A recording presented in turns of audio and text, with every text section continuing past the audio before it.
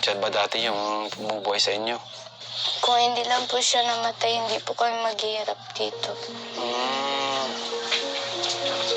O kaya, bigas.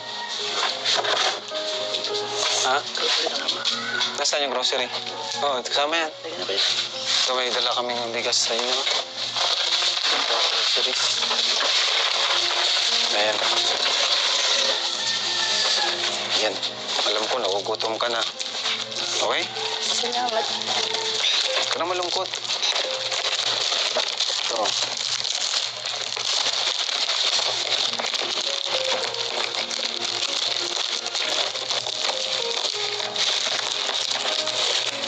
Ano bang trabaho ni Papa mo dati? Ano po siya, nagpapanday. Magpapanday?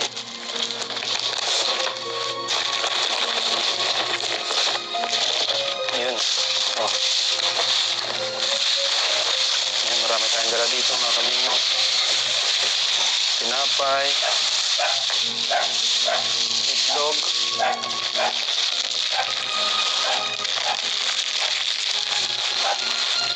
Kumain ka na. Kainin mo.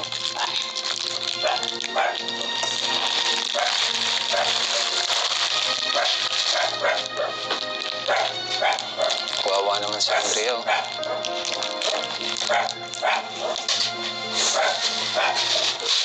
Kung nagutom ka na, no?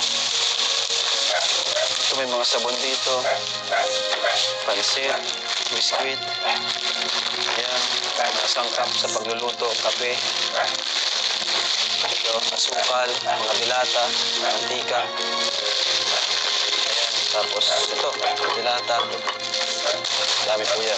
Tapos may bigas po tayo, mga kalinga. Kain ka muna.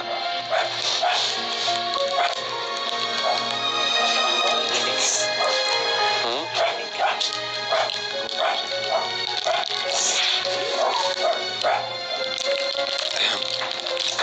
Ang gutom yan. Mag-isa lang patis dito. Bakit mag-isa ka lang dito? Madalas.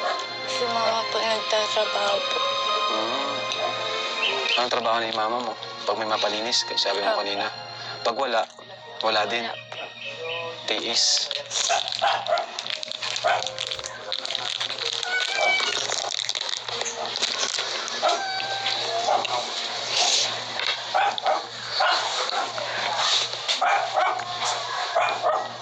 Saan kayo na luto? Doon po siya. Anong pang luto nyo? Wala. Ano? Uling. Thank you po, Kuya Rap. Saan? Okay lang yun, tayo. Gusto mong juice? Ito. Juice. Joke lang.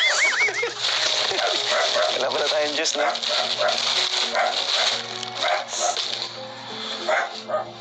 Saan ang school mo? Sa Manggis. Dito lang yun, di ba? Diyan? Diyan ba? Dito? Ito, gusto mo to? Malaking tulong ba sa inyo itong grocery na dinala namin? Opo. Hindi na po kami nahirapan mag-pagkain. Mga ilang siguro mga 2 linggo din to.